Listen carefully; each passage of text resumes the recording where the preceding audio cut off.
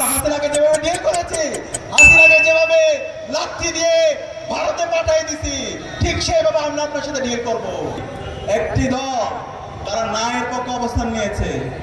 এই না মানে হচ্ছে ভারতের দালালি করা, এই না মানে হচ্ছে দিল্লির যারা দালালরা আছে তাদের পক্ষে অবস্থান নেওয়া, এই না মানে হচ্ছে আবার পিলখানা হত্যাকাণ্ড এই স্বাধীন বাংলাদেশে সম্পন্ন করার জন্য বন্দোবস্ত করা, এই না মানে হলো বিচারিক হত্যাকাণ্ডের মাধ্যমে আবার জাতীয় নেতৃবৃন্দকে শহীদ করা, হত্যা করার পরিকল্পনা করা, এই না মানে হলো আবার বিগত সময়ে যে 3টা নির্বাচন হয়েছে সেই ফেসিবাদী কাঠামোতে আবার নির্বাচন করার বন্দোবস্ত তৈরি করা, এই না মানে হলো আবার আয়নাঘর তৈরি করা, এই না মানে হলো আমাদের ইলিয়াস আলী থেকে শুরু করে ব্যারিস্টার আরমান এবং মাইকেল চাকমাকে যে গুম করা হয়েছে সেই গুমের সংস্কৃতি আবার ফিরিয়ে নিয়ে আসা। সুতরাং এই জুলাই প্রজন্ম বেঁচে থাকতে বাংলাদেশে যারা ন্যায়ের পক্ষে দালালি করছে তাদের স্থান আমরা হতে দেব না।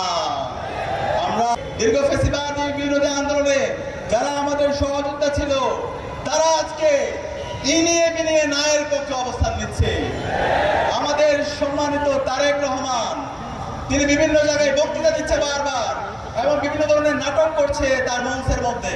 সেই নাটকের মঞ্চের মধ্যে আমরা একটিবারের জন্য হায়ের স্লোগান আমরা দেখতে পাই না, আমরা কোনো হায়ের ডায়লগ দেখতে পাই না। তাহলে আমরা কি ধরে নিব আপনি ন্যায়ের পক্ষে অবস্থান নিচ্ছেন? না মানে হলো হাসিনা, না মানে হচ্ছে মোদি, না মানে হলো হাসিনার যে ফেসিবাদী কাঠামো সেটা রাষ্ট্রের মধ্যে রেখে দেওয়া। আপনারা কি সেই হাসিনা হতে চান? তাহলে বলে দিন, তাহলে আমরা হাসিনাকে যেভাবে ডিল করেছি, হাসিনাকে যেভাবে লাঠি দিয়ে ভারতে পাঠিয়ে দিছি, ঠিক সেভাবে আমরা আপনার সাথে ডিল করব। সুতরাং আপনার অবস্থান পরিষ্কার করেন, এখনো সময় আছে। আমরা আশা করব আপনারা আপনাদের অবস্থান পরিষ্কার করবেন। জানি এই বাংলাদেশে শহীদ জিয়ার অনেক অবদান আছে, বেগম খালেদা জিয়ার অবদান আছে, কিন্তু আজকে যে বিএনপি দেখতে পাচ্ছি সেই বিএনপি বেগম খালেদা জিয়া এবং শহীদ জিয়ার আদর্শ ধারণ করে না। বাংলাদেশ মন্ত্রী যে রাজনীতি সেই রাজনীতিকে তারা ধারণ করছে না। তারা সেই ফেসিবাদী যে কাঠামো, সেই চাঁদাবাজি, টেন্ডারবাজি, সন্ত্রাসের রাজনীতি আমরা দেখতে পাচ্ছি। সুতরাং আমরা অনুরোধ করব বিএনপিকে আপনারা নিজেদের মধ্যে সংশোধন করেন, জুলাইকে ধারণ করেন, জুলাইয়ের শহীদদের আকাঙ্ক্ষাকে ধারণ করেন এবং খুব দ্রুত সময় আপনারা হায়ের পক্ষে আপনাদের ক্যাম্পেইন শুরু করেন। কিন্তু হায়ের পক্ষে যদি আপনাদের অবস্থান পরিষ্কার না করেন তাহলে 12 ফেব্রুয়ারি পর্যন্ত যেতে হবে না। তার আগে বাংলাদেশের মুক্তিকামী ছাত্র জনতা আপনাদের বিরুদ্ধে গণরায় দিয়ে দিবে। ইতিমধ্যে আপনাদের যে অবস্থান ছিল, আপনাদের ভুল রাজনীতির কারণে আপনাদের সেই অবস্থান নষ্ট হয়ে যাচ্ছে। এক সময় শহীদ জিয়া যখন ছিল এবং বেগম খালেদা যখন ছিল, বিএনপি অনেক বড় দল ছিল, কিন্তু আজকে বিএনপির ভুল পলিসির কারণে গত 1.5 বছর ধরে চাঁদাবাজি, টেন্ডারবাজি, সন্ত্রাস এবং এই ধরনের দুর্বৃত্তায়নের রাজনীতির কারণে আজকে বিএনপি একদম ছোট দল হয়ে গেছে।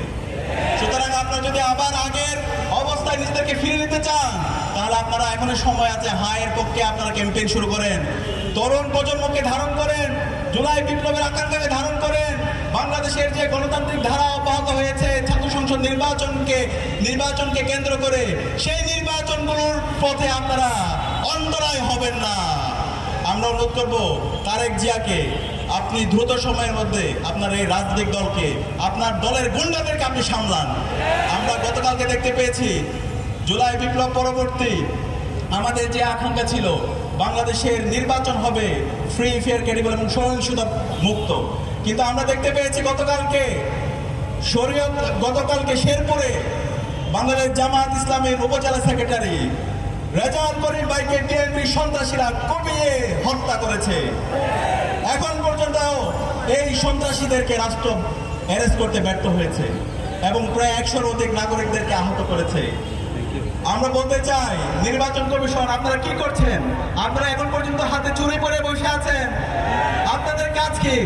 এই নির্বাচন যদি সুস্থ, অবাধ এবং নিরপেক্ষ করতে না পারেন, বিগত ফেসিবাদী আমলে বাংলাদেশের নির্বাচন কমিশনের যে পরিণতি হয়েছিল তার চাইতে খারাপ পরিণতি আপনাদের হবে। আমরা সাবধান করছি, নির্বাচন কমিশনের কাজ হচ্ছে একটি সুস্থ এবং অবাধ ক্রেডিবল নির্বাচনের আয়োজন করা। সুতরাং এই বিএনপি যে সন্ত্রাসীরা আমাদের রাজাউল ভাইকে হত্যা করেছে এই সন্ত্রাসীদেরকে বিচারের আওতায় নিয়ে আসতে হবে।